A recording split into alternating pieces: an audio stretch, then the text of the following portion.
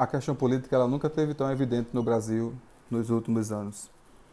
Faz tempo que a gente está preocupado com a política do nosso país. Mas a questão que não vem calar é o seguinte: essa preocupação política ela remonta a 10 anos, a 15 anos? Não. A política no Brasil começa com sua sujeira desde a formação, com a colonização, com a divisão em lotes em capitanias hereditárias, em 15 grandes lotes que foram entregues a pessoas ricas, donatários, e essas pessoas passavam seus lotes para seus herdeiros. Daí já começa as famílias se revezarem no poder. A partir daí começa a prática de oligarquia, de estruturalismo familiar, de pirâmide, e ainda hoje a gente se vê atrelado a ver as famílias se revezando no poder. Pais prefeitos, filhos deputados, irmãos senadores e etc. Quando a gente pensa no governo Bolsonaro, conservador, a gente fica sem entender o que de fato ele entende por conservadorismo. Não é pecado ver um conservador no poder, porque, como dizia José Murilo de Carvalho, não há nada mais liberal do que um conservador no poder. Mas é complicado a gente ver um conservador que não abre espaço para o diálogo, para que outras pessoas possam expressar suas opiniões. E a ordem do discurso, a escrita de si que ele utiliza, parece que ele nunca leu nada sobre historiografia.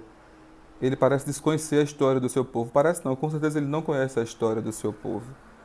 Porque ele afirma agora que a crise no Chile é uma crise terrorista. Ele atribuiu o caso do óleo da Shell sendo a Venezuela. E a preocupação do governo federal e a atitude que o governo federal tem de solver essa questão. Estamos em maus lençóis no campo da política. O ano que vem, mais uma vez, eleições e a gente fica sem opções, né? A gente olha para todos os lados e o leque é baixo. O leque é baixo de pessoas, de oportunidades, porque sempre é a mesma falácia, a mesma conversa, a mesma itinerância e, enfim, a gente não tem perspectiva futura melhores. Mas foi assim feita a vontade do povo, democraticamente, mesmo a gente sabendo que tudo não passou de um grande golpe, com o Supremo com tudo, como disse Romero Jucá. Mas, infelizmente, foi isso que o povo quis, né? Eu, particularmente, não enxergo com bons olhos esse governo, nunca escondi que sou oposição, sempre serei, e até agora não vem nada de acerto. Há quem diga por aí que a Bolsa está em não sei quantos mil pontos, não sei o que, está em não sei o que, mas, sinceramente, o que eu vejo é a classe trabalhadora sendo perseguida, essa reforma da Previdência agora recém-aprovada, que vai mexer com os direitos garantidos dos trabalhadores, e isso inspira outros neoliberais nos municípios, nos estados, a fazerem a mesma prática. Então é uma questão bastante perigosa, né? Bastante perigosa porque o retrocesso está acontecendo e a gente não está se dando conta. A gente fica muito triste quando a gente vê pessoas dizerem que votaram em candidato A, B ou C na perspectiva de mudança e que quebraram a cara. Na verdade, essas pessoas votaram porque elas não tinham conhecimento de quem estavam votando. É preciso, quando for votar, conhecer a história do candidato, o legado que ele deixou para a política, o que ele fez. Então não era difícil não dar o voto a Bolsonaro. Era muito fácil não votar nele, porque ele não contribuiu em nada na história do Brasil. Nenhum projeto, a não ser os mimos dos seus filhos, 01, 02, 03, que também nada sabem, nada fazem, a não ser fritar hambúrguer e falar um pouco do inglês, o que é candidato a embaixador e que agora responde pelo PSL. Atitude perigosa do presidente, porque agora eles estão se degladiando. Joyce Hosmer e o outro camarada disseram que vão implodir e que vão contar tudo o que sabem. Mas será mesmo que vão? Ela chegou a afirmar que Bolsonaro é mais sujo do que Lula. E aí? A culpa é das estrelas? É do PT? A culpa é só do Lula?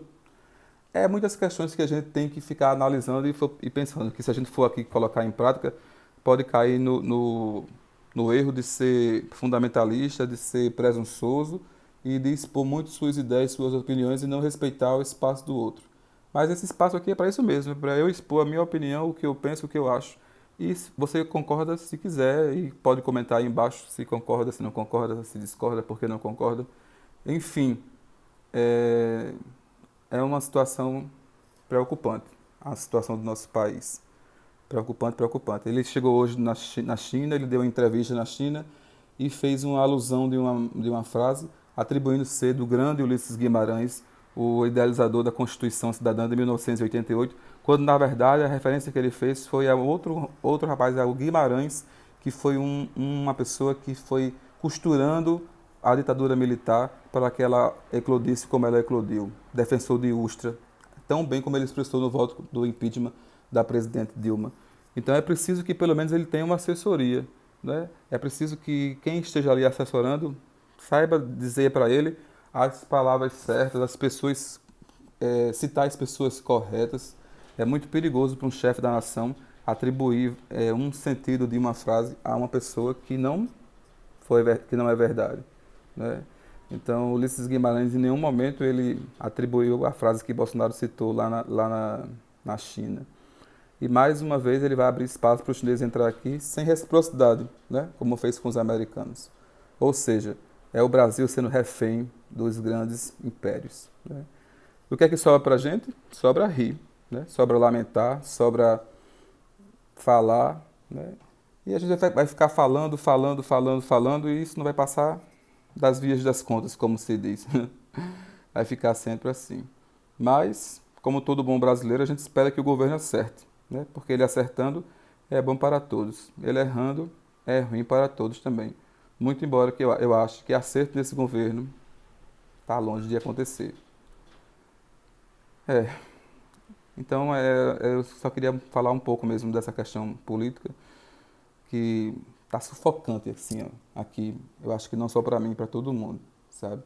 Até mesmo para quem é governista, porque a gente tá vendo o que está acontecendo com o país, né? Então, não dá para ficar mais calado, não dá para cruzar os braços, né? A reforma que foi feita foi idealizada no modelo da Chile.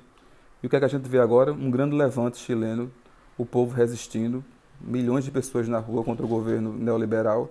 E esse neoliberalismo que está gritando por lá vai chegar nesses dias aqui, quando a ficha cair e quando começar a doer no povo brasileiro. Boa noite.